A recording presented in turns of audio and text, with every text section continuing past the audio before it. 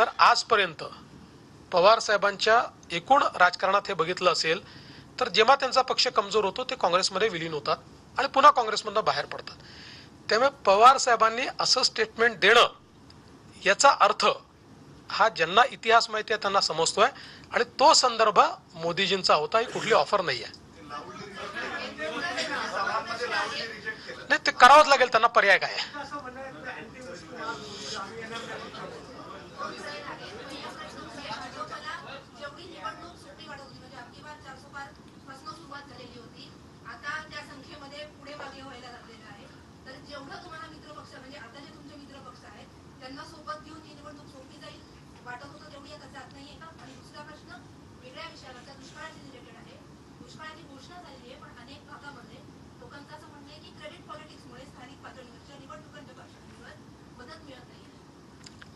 पहिला जो प्रश्न तुम्ही विचारला त्याचं उत्तर एवढंच आहे की तुमच्या मनात ही निवडणूक जेवढी कठीण दिसते आहे तेवढी आमच्या करता नाही आहे. आम्हाला ती निवडणूक जशी पहिले अपेक्षित केली होती तशीच या ठिकाणी वाटते.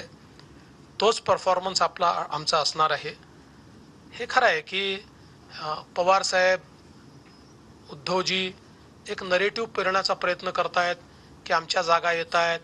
त्यांनी तर 35 जागा वगैरे सांगितल्या. मी तर त्यांचे धन्यवाद मानले की 13 जागा तरी आम्हाला दिल्या त्यांनी. पण तो प्रश्न नाही आहे.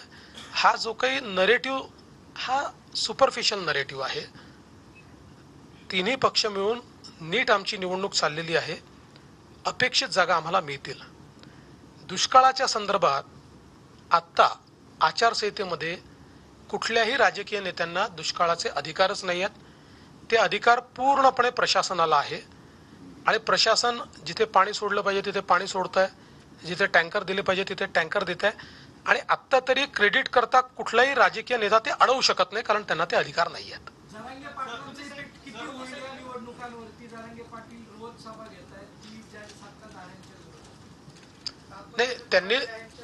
नाही, त्यांनी तर असं सांगितलं ना जरांगे पाटलांनी की मी कुठल्याच पक्षाच्या बाजूनी नाही आहे. बोलले तरी असेच आहेत ते की मी कुठल्याच पक्षाच्या बाजूनी नाही आहे. आता निवडणुकीनंतर याचं विश्लेषण करू ते कुठल्या पक्षाच्या बाजूनी होते की नव्हते की त्याचा काय इफेक्ट आहे. जेव्हा भेटेल तेव्हा सांगेल ना तुम्हाला.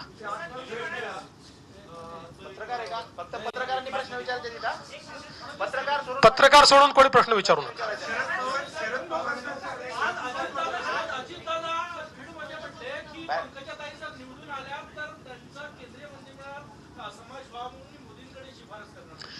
चांगली गोष्ट आहे. शेवटी पंकजाताई आमच्या पक्षाच्या मोठ्या नेत्या आहेत, आमच्या कोर कमिटीच्या मेंबर आहेत आणि आमची इच्छा असेल की पंकजाताई जर निवडून आल्या आणि ते येतीलच, आमची इच्छा असेल की त्यांनी केंद्रात मंत्री झालं पाहिजे.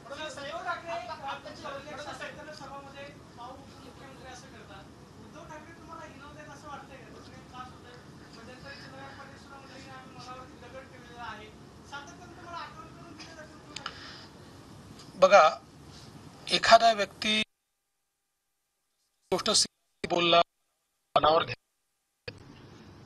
पण काही लोक बडबड करत सुटले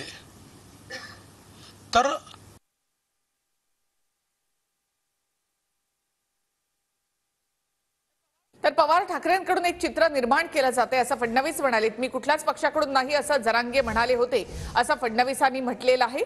त्याचबरोबर मोदींची कुणालाही कोणतीही ऑफर नव्हती तर तो सल्ला होता असं देवेंद्र फडणवीस यांनी म्हटलं आहे.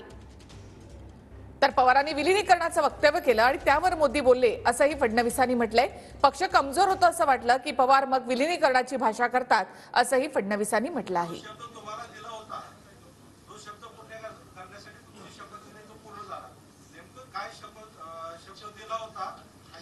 अरे किती वेळा सांगितलं, ते आता जुनं झालं, सोडा. आता त्याच्यानंतर तिसरा शपथविधी केला आम्ही.